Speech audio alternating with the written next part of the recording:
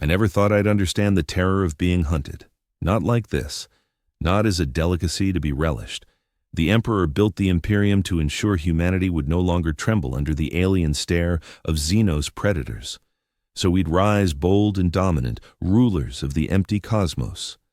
But now, as Guardsman Oren Vale from the Armageddon 17th, I'm stranded on the forested satellite of Vilar 9, discovering exactly the fear our forebears felt when they gazed into the stellar voids and met the gaze of ravenous watchers. The initial clue wasn't quietness, but its unnatural hush.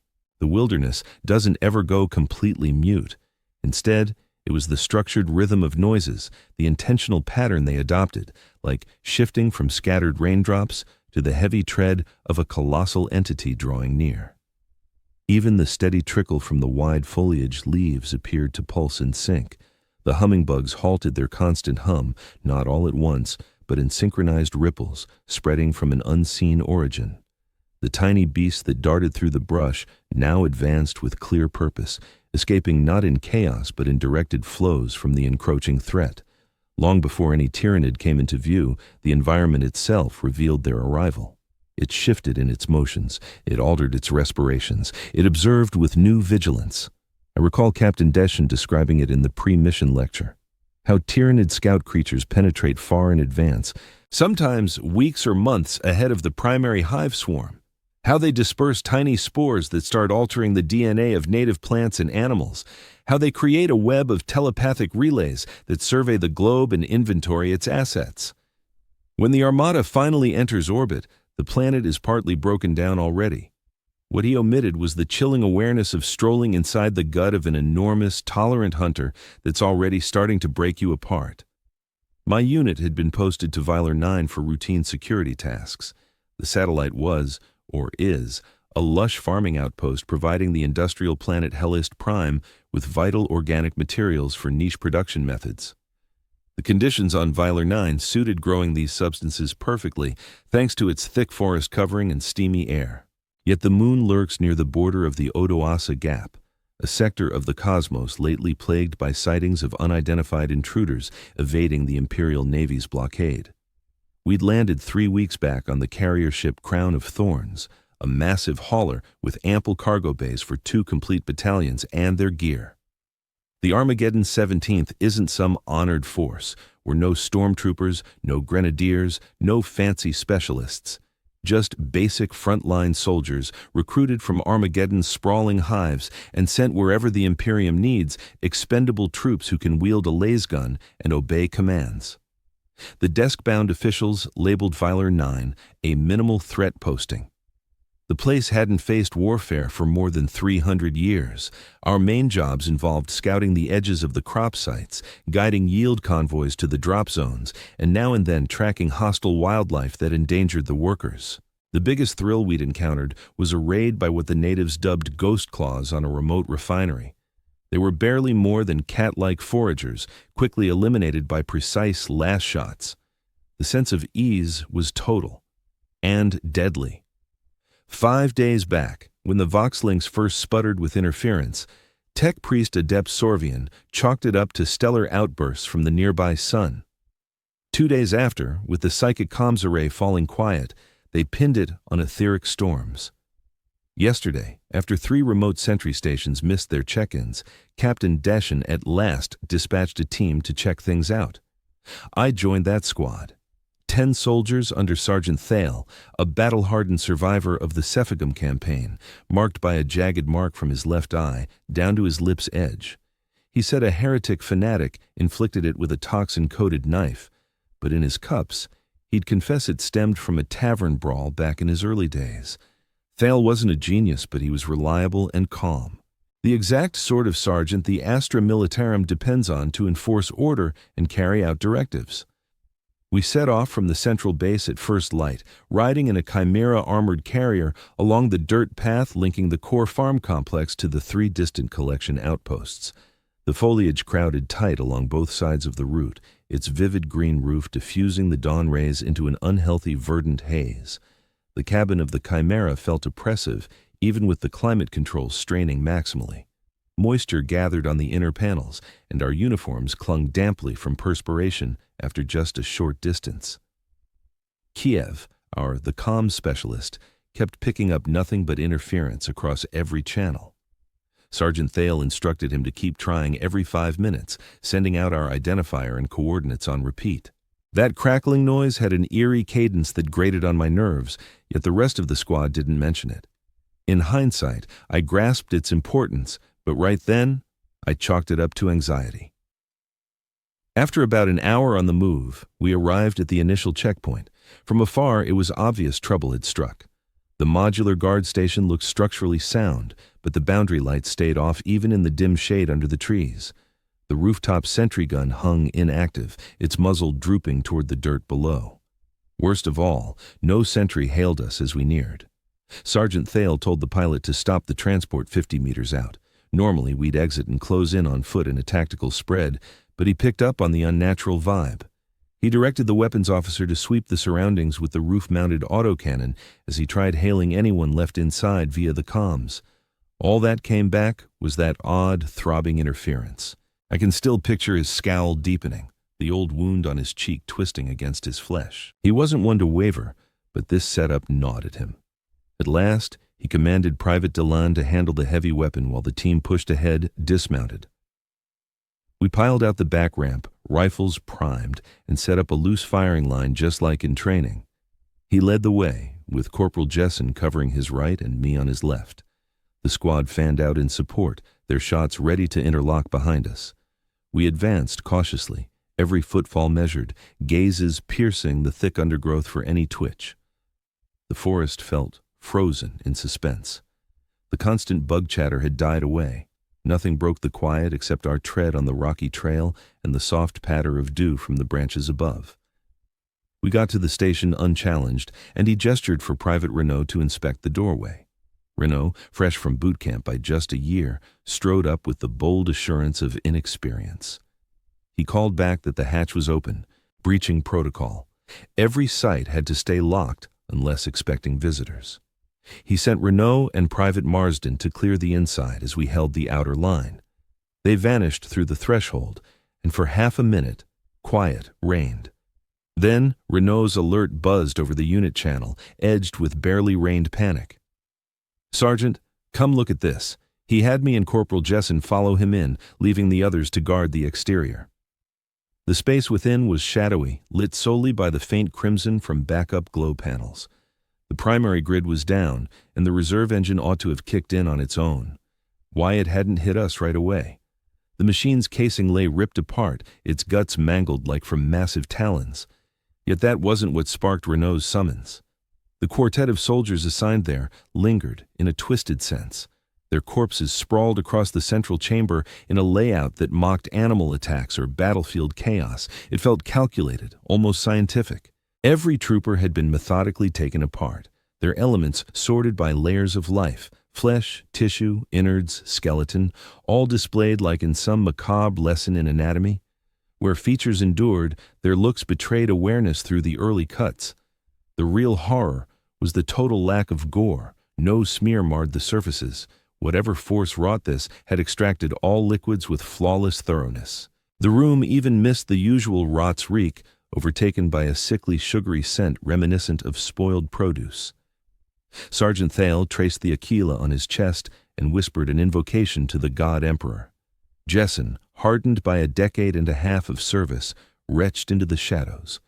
Renault remained rooted, his features ashen under the bloody emergency hue. Marsden edged back to the exit, gripping his Lazarifal until his hands blanched. A detached thought struck me then. Quote he now. The surgical detachment of the carnage hinted at an otherworldly mindset, a being that regarded people not as foes to slay or fodder to devour, but as subjects for dissection and filing. And that's when another detail caught my eye, one that chilled me to the core amid the sweltering air. The remains weren't motionless in their display. They dapped you. The dismembered limbs twitched faintly, so subtly that it was barely noticeable, clenching and relaxing as though still attempting to inhale. From those limbs stretched slender filaments of a clear jelly-like material, linking the detached sections in a macabre imitation of a person's neural network. Before I had a chance to warn the team, the Vox device clipped to Tyle's waist hissed into activity. Amid the interference burst Trooper Dellen's voice from the Chimera, shrill and strained with fear. Stirrings in the foliage, numerous figures approaching rapidly. By the Emperor's blood, they're swarming us from every direction. Tyle barked a command for instant retreat. We bolted from the outpost into the dim, verdant haze of the jungle. The sight that awaited us there would torment my thoughts for the scant time left in my existence. The Chimera stood encircled by gliding shadows that flitted among the trunks with ruthless intent. Not the erratic paths of beasts, but the synchronized push of beings guided by a unified will. Low-slung figures with excessive appendages, flying shapes weaving through the canopy, bigger outlines creeping with calculated deliberation at the edges of our sight. Delson unleashed the heavy bolter in measured volleys, its thunderous roar reverberating across the underbrush. I watched a diminutive beast burst apart in a gush of chitin and ichor as a bolt struck true. Yet for each casualty, a trio more emerged from the thicket. We dashed toward the Chimera, shooting while we advanced. Laser beams sliced the muggy atmosphere, sometimes striking the aliens.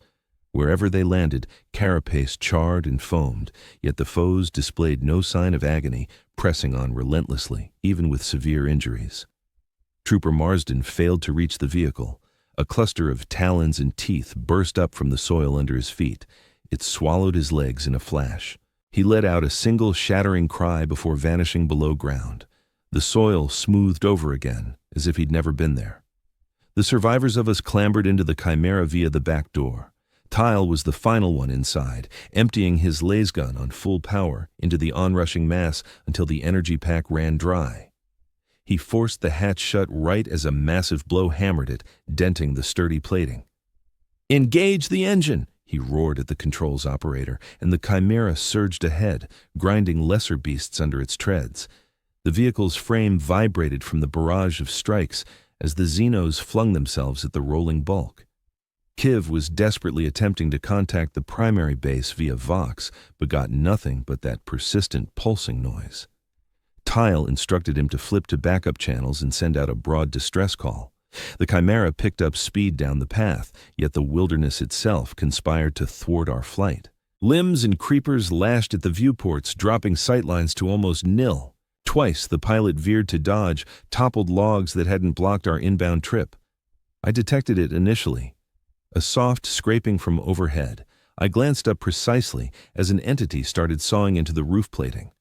A jagged appendage, resembling a nightmarish blend of sword and bug part, breached the armor with scornful simplicity, carving it like thin paper.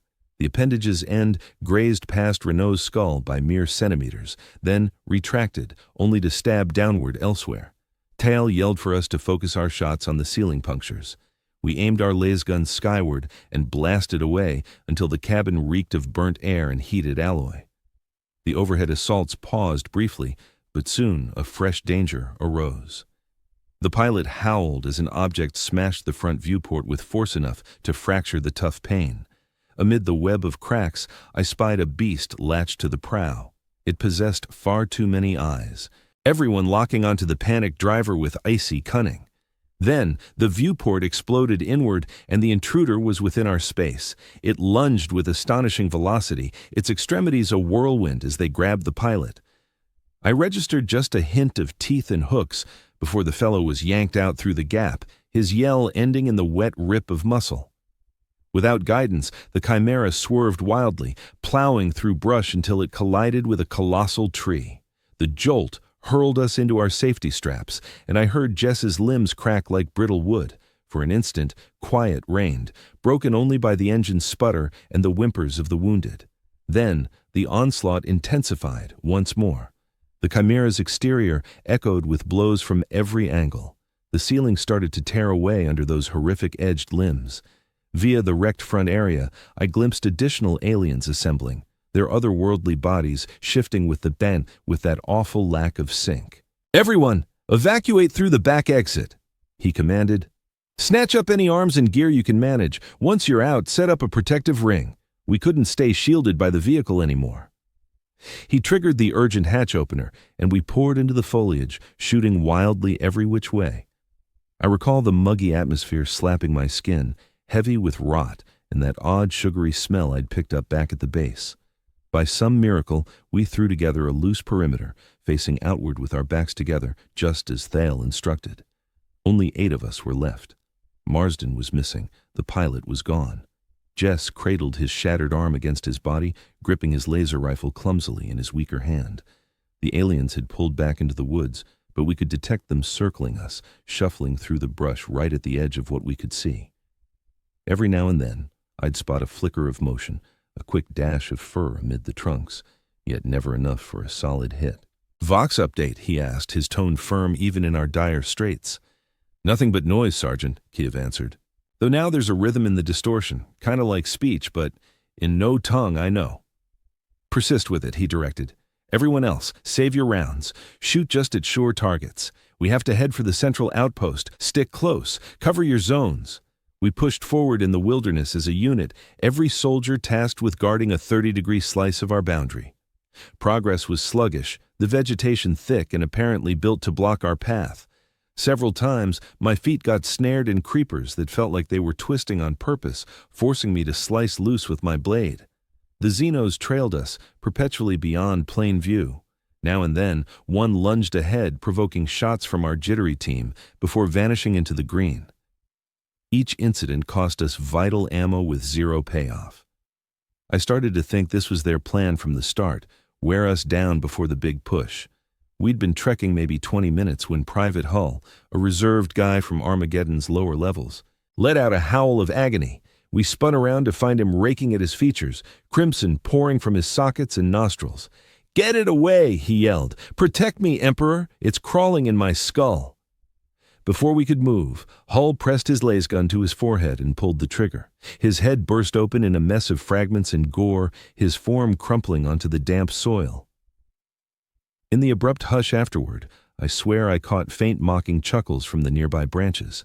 He urged us onward, but dread had gripped us tight by then. Just 7 stood, and the dread realization that this forest would claim us all started weighing in my stomach like ice. The strike, when it hit at last, wasn't the direct charge we'd dreaded. Rather, the soil under us turned mushy and treacherous, like sinking sand.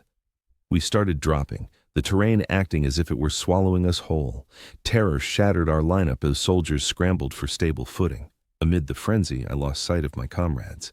Bursts from laser blasts lit the gloom in rapid flickers.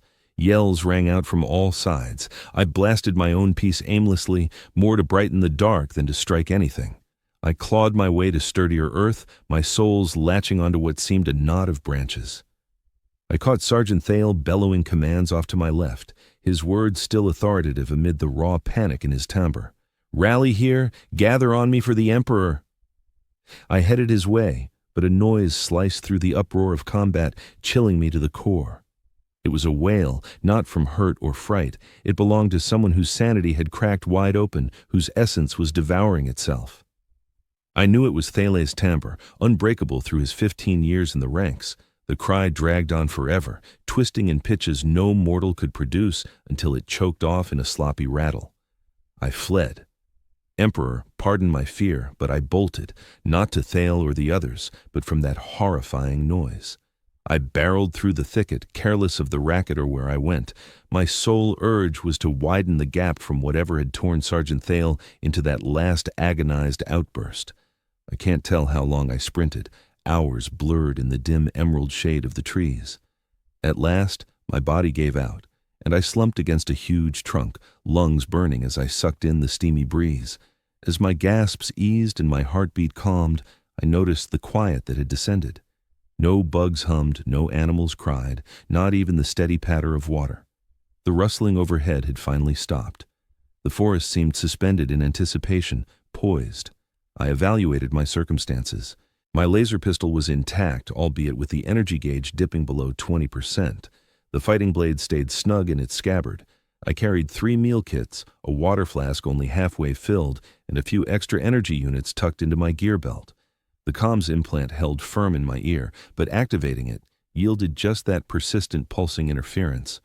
Above all, I possessed my sharp mind. The first rush of fear had ebbed, giving way to a steely analytical mindset that understood endurance demanded rigor and cunning. I compelled myself to review the strategic overviews on the Tyranid species we'd been drilled on.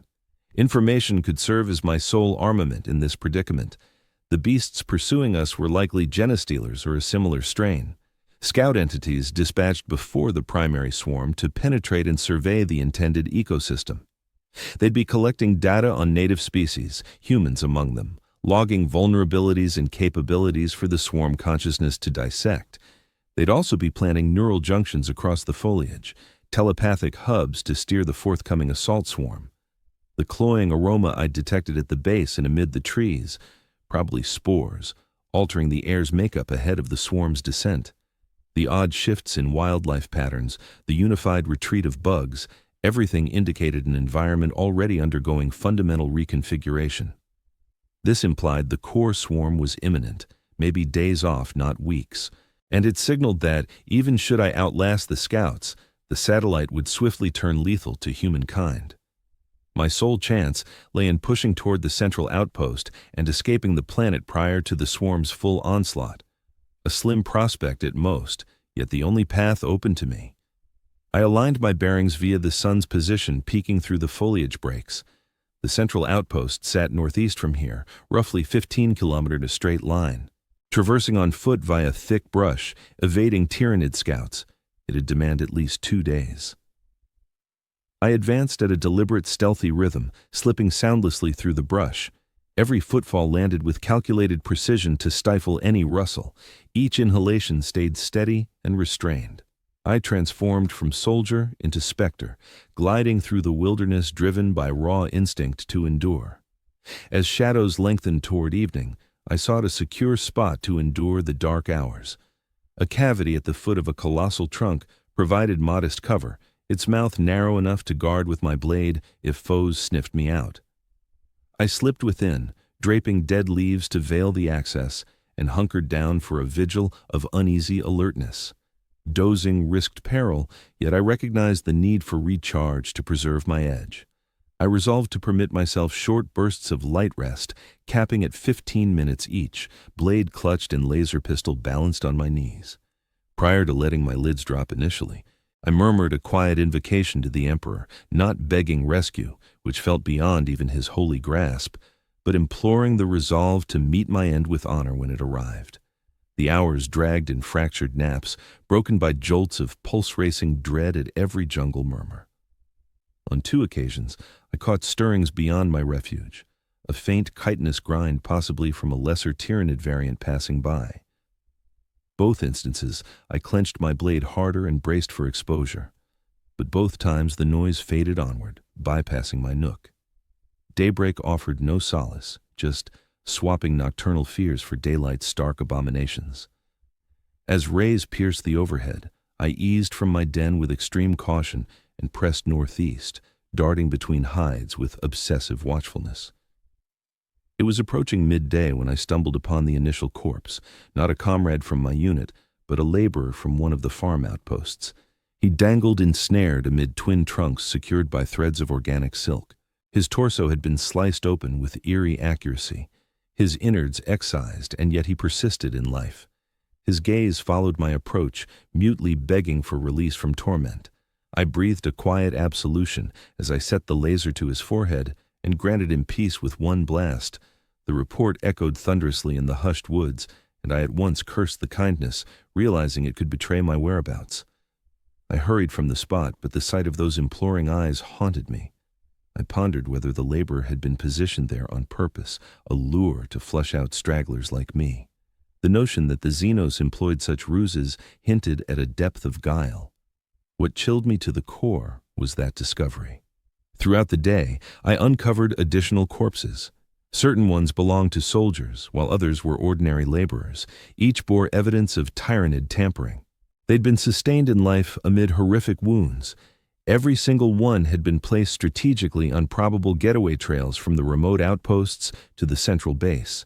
The creatures were luring any who remained, guiding them via set corridors, observing their behaviors, adapting their strategies.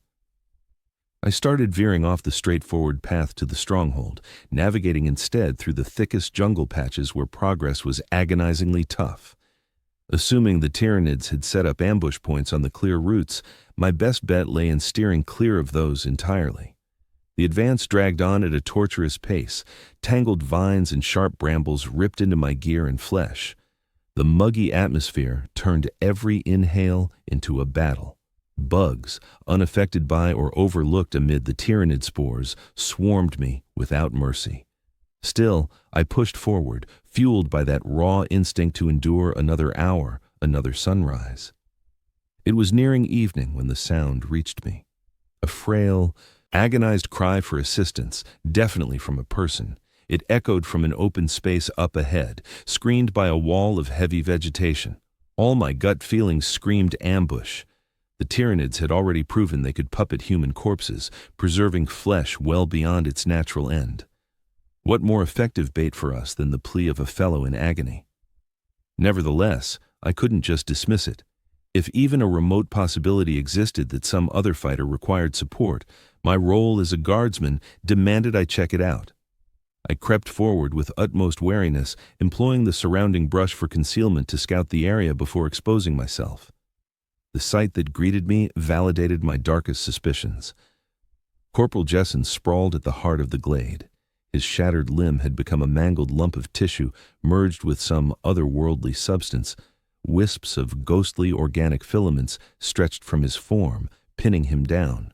His torso heaved with ragged inhalations, and his mouth kept shaping the plea. "Help me!" repeatedly, even as his gaze fixed blankly on the overhead branches. Encircling the space, half hidden within the foliage, lurked Tyranid shapes. I spotted no fewer than 6 separate entities, all frozen in place, poised for action. This was unmistakably a snare, with Jess serving as the enticement. Retreating right away would have been the wise move. The smart tactical choice involved bypassing this spot and heading to the base via an alternate way. Yet an odd pull kept me rooted, gripped by a horrifying curiosity about the aliens' techniques. They weren't just preying or slaying for sustenance or ground. They were running a test, with Jessen functioning as both test case and observer. The filaments linking him to the earth throbbed in steady pulses, and it hit me that they were gathering information. His terror, his suffering, his frantic yearning for salvation, all funneled straight to the collective consciousness for dissection. The Tyranids weren't merely probing our bodies, but our minds too, our emotions, our reactions to pressure. They were figuring out the swiftest ways to shatter us. In that moment, I understood I couldn't abandon Jess to such an end, even at the risk of my life. I lined up my lasgun precisely and squeezed off one round into his skull, offering the sole compassion still in my grasp. The reaction was swift and devastating. The Tyranid figures encircling the glade burst into frenzy, rushing toward Jess's remains at terrifying velocity. I didn't linger to witness the aftermath. I bolted, zigzagging my course often, drawing on every evasion skill from my initial drills to shake off followers. Their clamor trailed me, smashing through the brush with no effort at silence now that the ploy had failed. They were swift, vastly outpacing any person over extended stretches. My edge came from grasping human maneuvers in the chaos of sheer panic. I looped back along my path, waded a shallow brook to obscure my trail, and at last ducked into the cavity of a toppled tree, draping leaves over the entrance and holding utterly immobile while the hunter's noises swept past on both flanks. For what felt like ages, I stayed put, refusing to stir, despite the spasms gripping my limbs and the bugs marching over my bare areas. Night descended again, yet I didn't venture out. The Tyranids would anticipate nocturnal travel. I'd hold off till first light, when they might assume I'd already slipped this zone. The hours dragged in a hell of bodily aches and mental torment. Noises from the surrounding wilds rang out amplified. The pitch blackness within the hollow bore down on my vision until illusory figures danced in the void. The cloying aroma of Tyranid spores intensified, infiltrating the decayed timber of my refuge to saturate my every gasp. I dwelled on my origins, the iron and concrete of I hailed from the sprawling hive metropolis of Armageddon, the very spot where I'd first drawn breath. Enlisting in the Imperial Guard had been my ticket out. a chance to glimpse the broader reaches of the Imperium before circling back to inherit my old man's role on the manufacturing lines. It struck me as odd now, how I yearned for those tight-packed hab units in smog-choked passages. Sure, the threats there came from fellow humans, their intentions straightforward and their tactics bounded by reason. As morning light finally broke, I felt rigid and sore, yet still breathing. I eased out from my shelter, eyes sweeping the undergrowth for any hint of Tyranid activity. With no immediate threats in sight, I pressed on toward the outpost, heightening my vigilance once more. Overnight, the wilderness had shifted dramatically. The foliage looked more monotonous now, stripped of its varied flora. Clusters of that sickly pale biomass had sprouted on bark and littered the earth below. Spores hung heavier in the atmosphere, casting the sunlight piercing the treetops in an eerie, scattered glow. I fashioned a makeshift mask from a rag ripped from my fatigues, covering my face, even if I doubted it had fended off the invisible invaders. Infection had likely taken hold in me by now, but maybe I could delay its grip just enough to make it to the outpost. My route skirted a bluff that dropped into a gentle basin. From up high, my view stretched far over the tree line. The sight that greeted me hit like a gut punch. Enormous bioforms thrust upward from the foliage at even spacings, several already soaring hundreds of meters aloft. They throbbed with vitality, swelling and shrinking in rhythmic pulses akin to cardiac beats. Linking them were vast sheets of tissue, weaving a sprawling web over the terrain. Capillary towers, the initial grand Tyranid edifices to claim a doomed planet. They hastened the air's corruption while boosting psychic signals to fortify the hive mind's hold across the globe. Spotting them sealed my darkest suspicions. The primary hive fleet had breached the system. Valar 9 was beyond saving. All that lingered was whether any Astra Militarum remnants fought on for a pullout or if the satellite had been sacrificed to the war machine. I hurried onward to the outpost, purpose sharpening my steps. Extreme wariness gave way to haste. Time outstripped subtlety. If a retreat option existed, it wouldn't last. When the swarm commenced full deployment, escape would vanish. With every league, the forest warped further. Indigenous flora yielded to sentient xenos growths that stirred with intent. The terrain underfoot resembled muscle more than dirt, giving softly, then rebounding with each footfall. Spores danced visibly in the haze, swirling in intricate flows that reacted to my approach. I traversed a realm reshaping itself into a Tyranid nursery at breakneck speed. No trace of native life would endure much longer. By noon, I topped the last rise and beheld the primary outpost nestled in the depression, or its wreckage at least. Fences lay sundered in several spots, core buildings sagged in ruin. Not a flicker of personnel stirred, no muzzle flashes, no sentries shifting post. Yet the site teemed with activity. Not empty by any stretch, Tyranid swarms teemed over the debris, scuttlers from minuscule drones to hulking brutes. Dominating the heart, where the HQ once loomed, a colossal biomass quivered with sinister energy. It evoked a colossal cerebrum laid bare, surging with relentless motion. A synaptic node, the hive mind's nerve center directing every beast in the vicinity. That explained the flawless teamwork of the vanguard during our first clash. From cover, I observed a drop pod slicing through the overcast. No sleek Aquila-marked shuttle, but a grotesque Tyranid spore pod. It alighted in a scorched clearing by the outpost, spewing forth legions of fighters that fanned out into the wilds with unmistakable intent. The conquest unfolded right on schedule. Valoran X faced total harvest, biomass plundered clean, skies poisoned against mankind, fuels devoured to spawn fresh horrors for the swarm's onward march. I bore witness to the apocalypse, powerless to halt it, struggling to grasp its immensity, a lone soul pitted against an animate cosmos of synchronized predators. The truth crashed down like an avalanche. No flight, no saviors, no heroic swoop from the Emperor's finest. Death had claimed me already. My corpse just lagged in acknowledging it. That epiphany, that ordeal ought to have shattered me completely.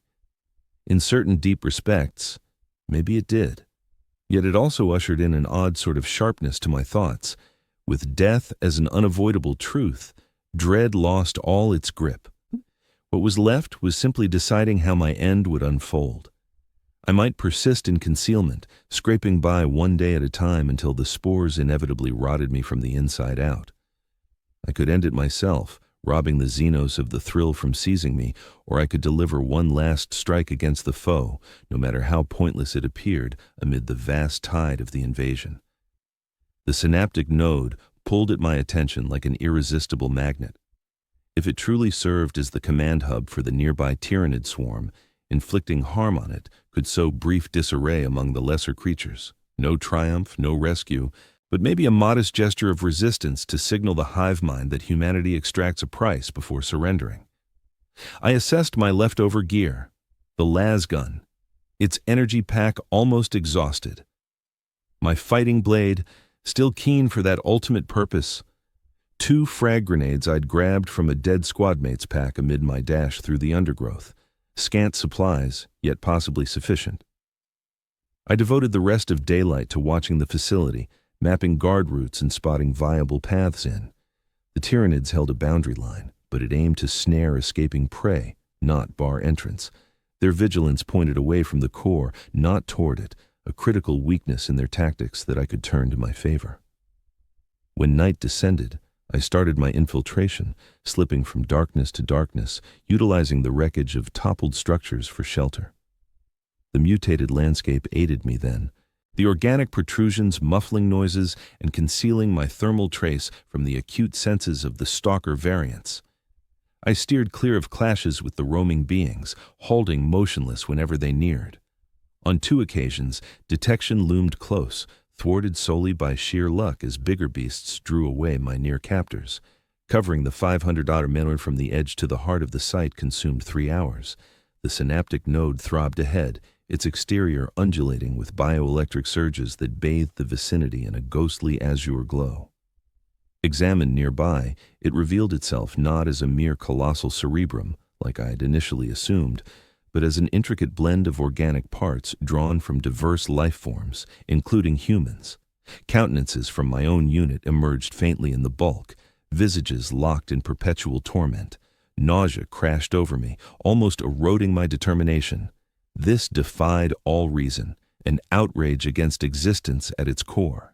The hive mind didn't just eliminate its quarry, it assimilated them, twisting their core being to feed its endless craving. I ducked behind a slab of tumbled barrier about 20 meters from the node. From there, the full form lay in view, while I stayed hidden from the wandering entities. I extracted my pair of grenades from my harness and weighed my choices. The explosives by themselves would scar the node, though probably fail to obliterate it outright.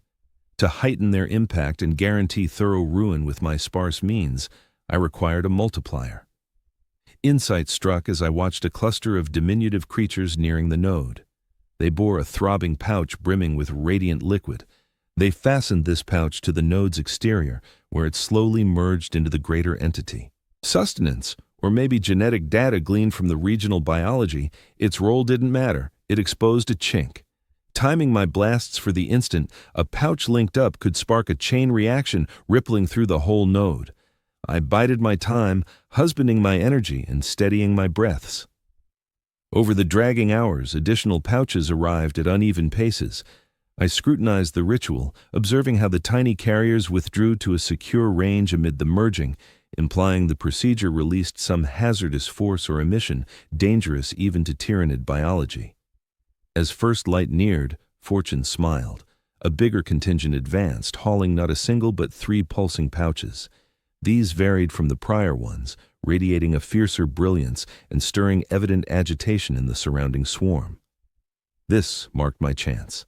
I prepped my grenades, pulling the pins while holding the spoons firm. Precision would be key, hurl them to hit as the pouches connected, yet prior to full integration. I whispered a last invocation to the Emperor, not seeking deliverance, but the fortitude to fulfill my duty. Then I charged. The 20 meters gap from my shelter to the node stretched endlessly as I dashed ahead. I'd covered half the distance when the closest Tyranid shapes sensed me, their detection arrays pivoting toward the abrupt motion. They moved swiftly, yet I held the edge of unexpected resolve and sheer urgency. I arrived at the synaptic node just moments ahead of the intercepting warriors. The nutrient pouches were already connected, merging into the throbbing bulk. I thrust both explosives into the closest pouch and triggered them. As the fuses started their short timers, I spun to confront my hunters. The lead warrior lunged at me, its talons slicing the space my skull had occupied instants earlier. I dropped low under the strike and plunged my fighting blade upward into the connection between leg and body. Ichor splashed over my features, searing like caustic fire on any bare flesh it met. Another warrior edged around to my side, proceeding more warily after observing its sibling's downfall. I feigned a shift to the left before darting right, but the beast predicted the ploy. Its tail lashed out, slamming into my torso and hurling me onto the floor. Blood filled my mouth as I tumbled aside to evade a fatal rake from its talons. My ribs had cracked, every inhale firing jolts of agony through my frame. None of it counted anymore. The only thing that did was securing those vital extra moments. The warrior towered above, its sightless skull angling as though intrigued by the puny, breakable being bold enough to defy the swarm's collective will. In the background, additional shapes rushed toward us, summoned by the psychic signal from the node. "For the Emperor," I murmured past my bloodied mouth. The blasts erupted. Reality flashed brilliant, then voided. The shockwave seized and flung me airborne. A jagged edge stabbed into my flank, anchoring me amid the cascade of wreckage. Amid the fog of torment and bewilderment, I observed the synaptic node spasm wildly. The nutrient pouches had truly intensified the grenade's impact, sparking a chemical cascade that rippled across the entire form.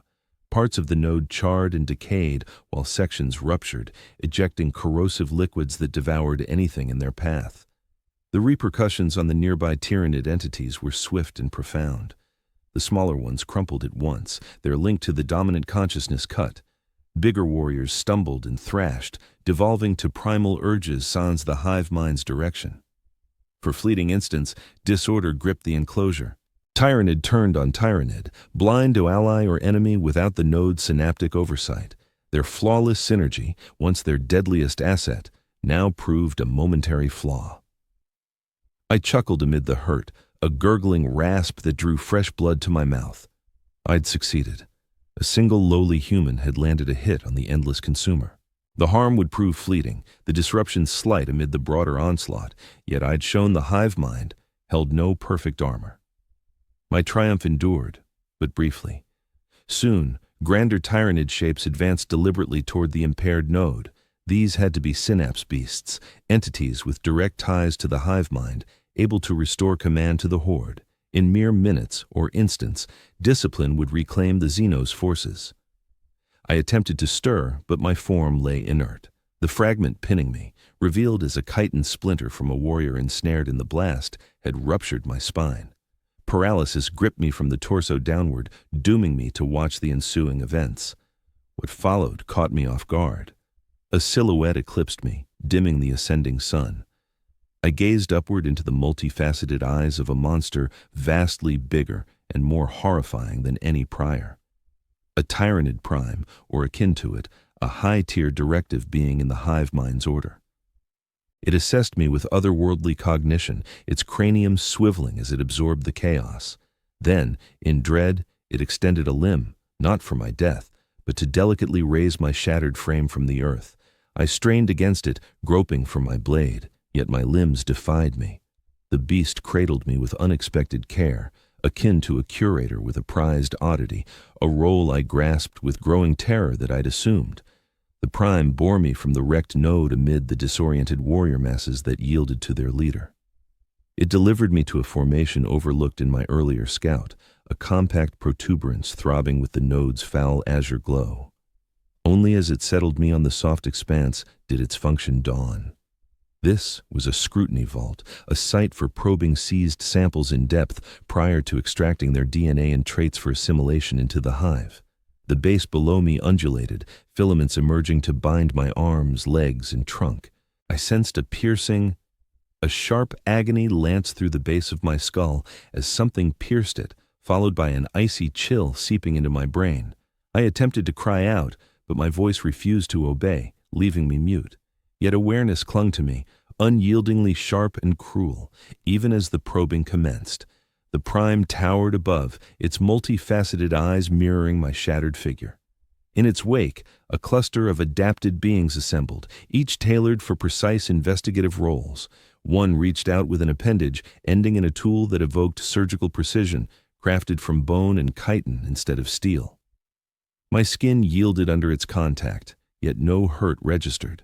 The link to my brain had blocked those impulses, all while keeping my senses alert. With a numb dread, I observed as these entities systematically carved into segments of my form, scrutinizing them with the detached inquisitiveness I'd witnessed at the outpost. But this dissection went deeper, more meticulous, driven by intent. I wasn't merely deconstructed for observation. They were probing my essence at the molecular core, inventorying my biology to extract beneficial attributes for integration into the swarm. Something more insidious unfolded, eclipsing even the bodily intrusion. I sensed an intrusion within my thoughts, rifling through recollections, intellect, feelings. The collective consciousness of the hive delved into my psyche via the neural bond forged in this scrutiny pod. It was assimilating me, not merely my physique, but my very identity. All that defined my humanity faced plunder, dissection, and comprehension beyond my grasp. The feeling was profound desecration, more invasive and horrifying than any corporeal agony. I fought back, attempting to shield fragments of memory or ideas, but it proved futile, like barricading against an ocean surge with naked fists. The invaders surged onward relentlessly, devouring all it encountered. In that instant, a horrifying revelation dawned about the Tyranid collective.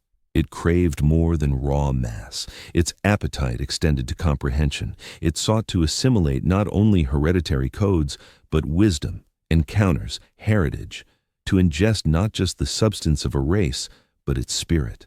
Via that synaptic tie, briefly, I caught a fragment of the hive's immensity, a cognition so foreign, so boundless in scope, that the fringes of my reason started to fray. I beheld the armada traversing the interstellar emptiness, planet succeeding, planet succumbing to its inexorable tide. I witnessed tailored assault methods for myriad ecosystems and resistant life forms. I perceived the perpetual rhythm of ingestion and expansion, spanning eons and destined to persist until the galaxy lay denuded of all vitality except the Tyranid's own. The apparition mercifully dissolved as the bond slackened. The analysis concluded. My blueprint had been recorded, my hereditary data and insights reaped for the swarm's gain. As a viable subject, I held no further value. A lesser creature neared, bearing an extremity honed into a razor of unearthly keenness. At least my end would come swiftly and cleanly. Yet before the fatal strike could descend, the enclosure quaked fiercely. An unfamiliar noise breached the living barriers, a clamor both recognizable and astonishing, momentarily convincing me my psyche had shattered beyond repair. The sharp report of bolter discharges, the thunder of heavy autocannons, the ground-rattling crash of descent capsules hitting at maximum speed. Space Marines, the Emperor's Reapers, had descended upon Valar 9.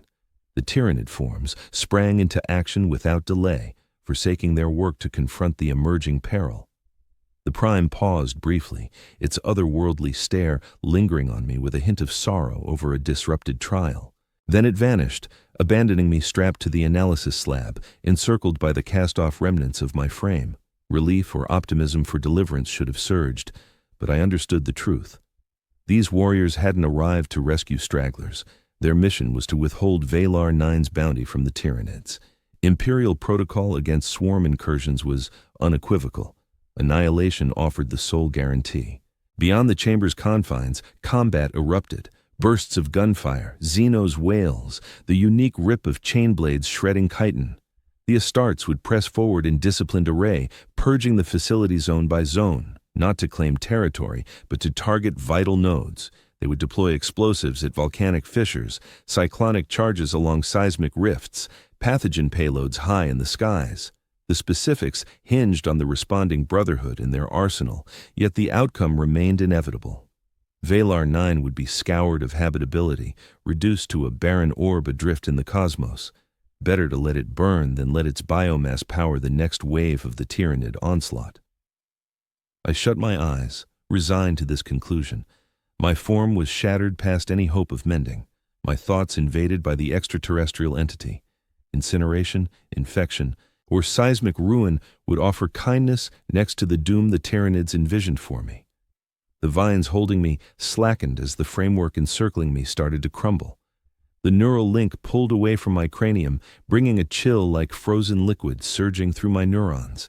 The hive mind was reallocating its assets, focusing on repelling the Space Marine incursion. Suddenly, I regained control of my limbs, even if my legs stayed numb. Straining mightily, I hauled myself off the inspection slab, tumbling onto the ground amid mangled tissue and leaking fluids. The living surface underfoot throbbed with unrest, the whole edifice shaking in harmony with the fight raging beyond. Peering through fissures in the barriers, I spotted glints of midnight blue ceramite plating, the insignia of the Night Lords etched on pauldron shields and greaves. A flicker of bewilderment hit me. The Night Lords formed a renegade chapter, chaos devotees who betrayed the Emperor amid the Horus heresy. Why would they clash with Tyranid swarms on a loyal Imperial planet? Clarity struck soon after. Not Night Lords at all, Raven Guard, their suits coated in shadow for nocturnal raids, rendering them even blacker than their standard raven hue.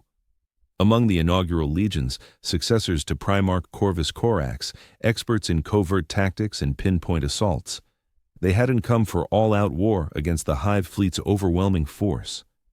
This mission zeroed in on the neural command nodes, aiming to halt the Tyranid push just long enough for Imperial Navy forces to seal a blockade around the star system.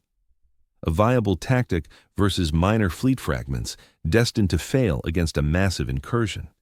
Yet it hinted that total annihilation wasn't imminent. Survivors among the Imperial ranks might escape. I inched toward the widest breach in the room's enclosure, smearing crimson behind me. My sight dimmed, shadows nibbling at the borders as my frame hit its breaking point. Still, I pressed on, propelled by the raw urge to endure that trumped even the worst wounds. I burst into turmoil. The facility had turned into a war zone. Tyranid beasts surged every which way, only to drop under calculated bursts from hidden marksmen in orderly salvos. The wounded synaptic hub lay utterly demolished now, a charred pit where once it had throbbed with sinister vitality. I crawled into the gloom of a shattered barrier, striving to blend into obscurity. Amid the fray's disorder, both factions might bypass me, buying moments to gauge my plight and spot any slim chance of lasting. There, crouched against the frigid metal, I beheld a vision scarce mortals behold and survive to recount. A Raven Guard chaplain, his bone helm shining amid blast flares, spearheading a team of assault troops against the Tyranid prime that had probed me. The chaplain brandished a Crozius arcanum humming with power. Every blow unleashed bolts of azure electricity over his enemy's chitin shell. The prime retaliated with the unified rage of a being tied straight to the hive mind. Its array of appendages lashed out with exacting force and brutal power. Yet, it met a rival no less lethal. Directed not by Xeno's craving, but by millennia of martial legacy and the Emperor's own augmented lineage. The chaplain endured the barrage, his ceramite shell shrugging off strikes that would pulverize an ordinary human, then unleashing a riposte of crushing potency. The Crozius slammed into the prime at the torso's seam to belly, breaching its hide with a boom that rang over the field. The beast unleashed a warp scream of such intensity that it jolted my frayed nerves, igniting new surges of torment in my frame.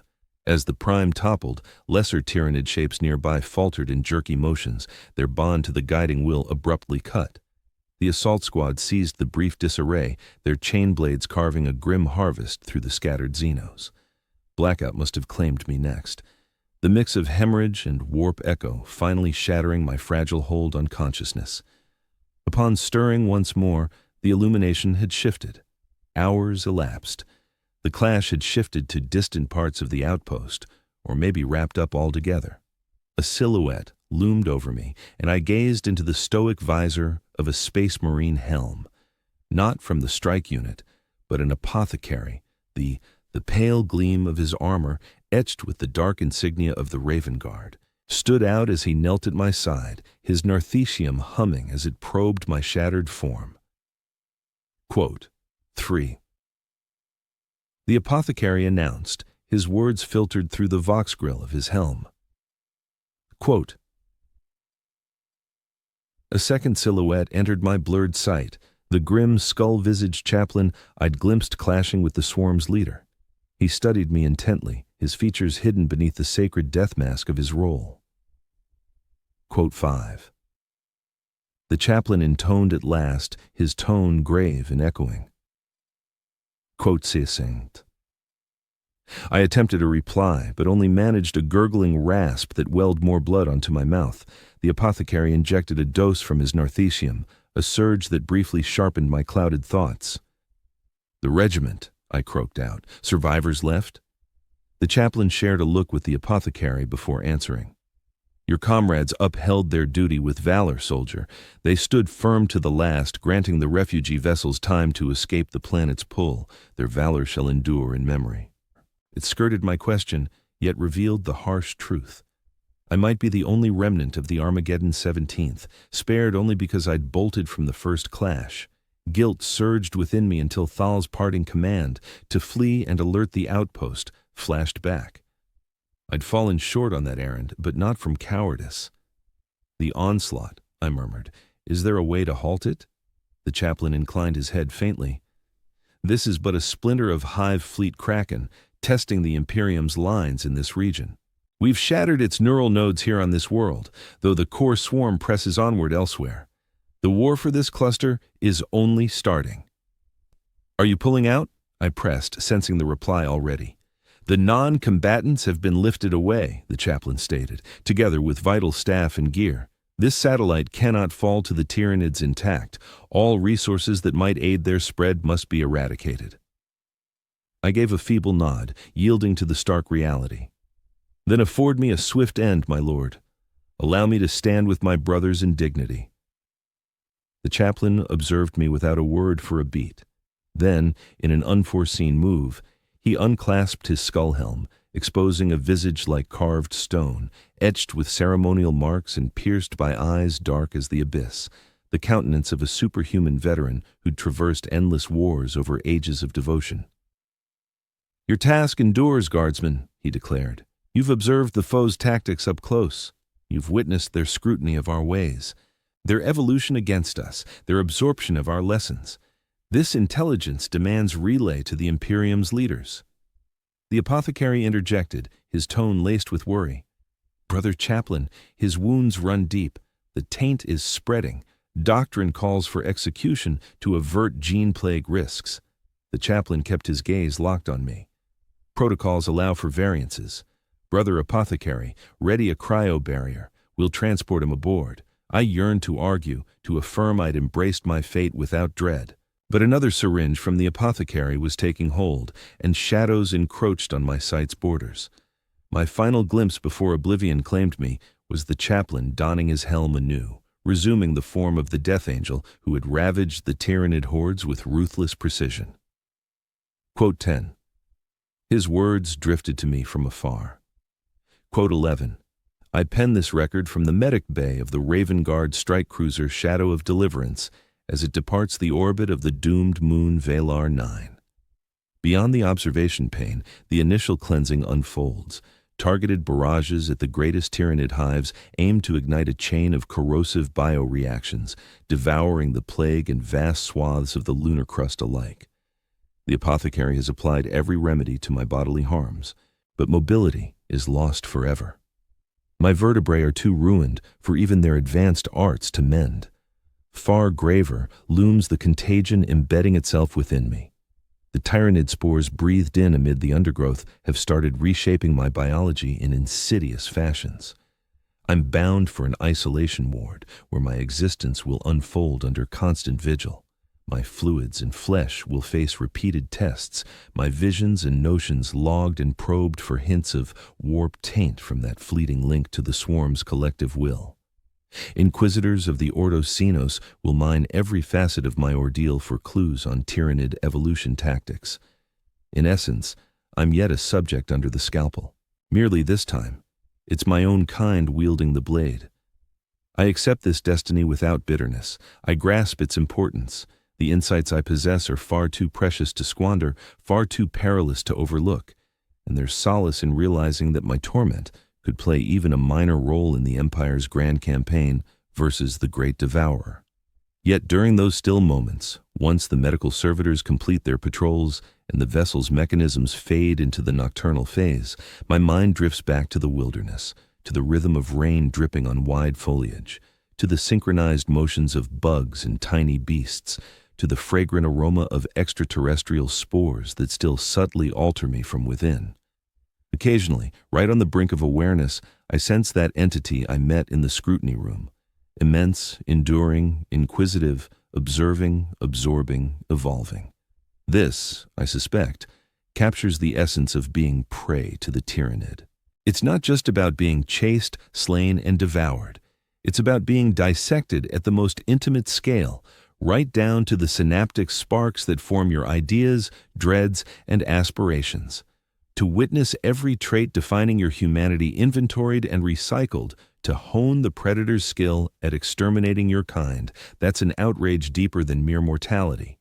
It's the pinnacle of predation, devouring not only the body, but the very core of being. And it persists well beyond the conclusion of the corporeal pursuit, lingering in the hush between pulses, in the shadows beyond shut eyes. I am Guardsman Oren Vale, sole remnant of the Armageddon 17th. Though I fled the undergrowth, though death's own seraphs pulled me from peril, one inescapable reality torments my slumber. The pursuit endures eternally. The Tyranid possess endless patience. They can indulge it. They have consumed uncountable planets, races beyond measure. They persist eons after my remains scatter to the winds. Ages after those perusing this tale join me in oblivion, and they evolve ceaselessly, relentlessly adapting. Each clash, each skirmish, each fleeting triumph we seize merely polishes their tactics, intensifies their appetite, renders them deadlier for our inevitable rematch. Heed this, defenders arrayed before the swarm fleet's gloom. The Tyranid harbor no animosity toward you, no terror. They scarcely regard you as foes. To them, you're enigmas to unravel, assets to harvest, arrays of organic and mental traits to decode and neutralize with flawless precision, and they excel masterfully at cracking such riddles. May the God Emperor shield us, everyone, for in the face of that veracity, even his radiance might one day wane.